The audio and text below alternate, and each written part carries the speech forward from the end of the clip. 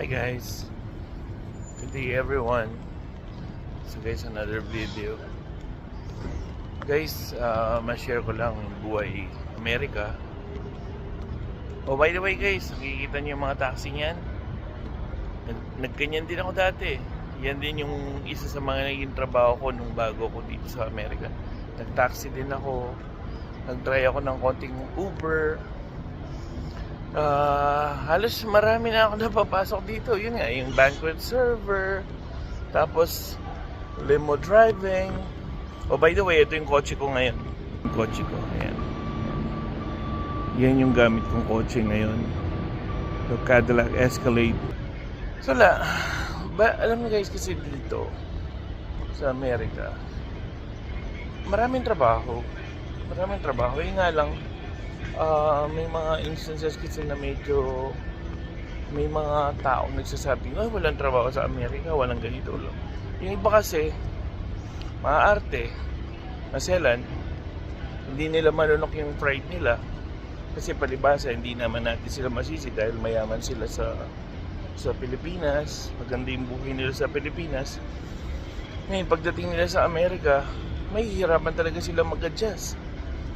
Hindi katulad na natin na galing tayo sa hirap, galing tayo sa dati lang tayo mahirap, dating tulad ko nung naranasan ko namasada ng tricycle nung college days ko, actually yung high school hanggang college days, namasada ako ng tricycle, nagtrabaho din ako sa kumbaga ang ano kasi, ang advantage kasi ng dati kang mahirap, tapos nakapunta kang Amerika, ang advantage is malaking advantage mo kasi alam mo sa sarili mo na hindi mo iisipin na baka may makakita sa'yo na ganyan, di ba? Kasi yung iba naiiya sila makita sila ng mga kakilala nila, at saka kung makita ka man ng kakilala, wala namang problema yun.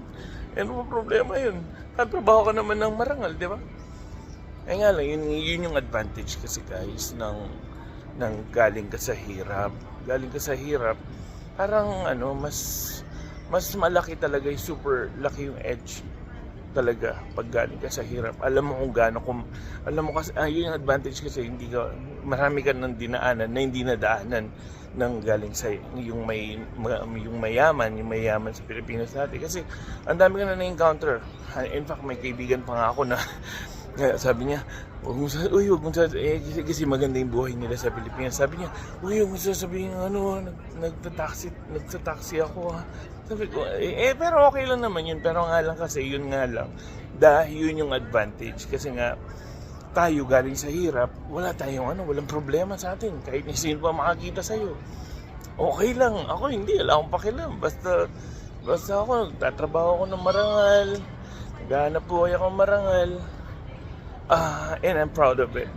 Kaya nga, super thankful ako sa taas every single day na nagigising ako, na alam ko na fulfill ko. Actually guys, honestly, ngayon pag nagpa-pray ako, puro pasalamat na lang, puro thank you na lang. Wala na akong hinihingi kasi halos naibigay na lahat ni Papa Jesus naibigay na niya lahat sa akin, lahat ng dinadasal ko, lahat ng pinangarap ko.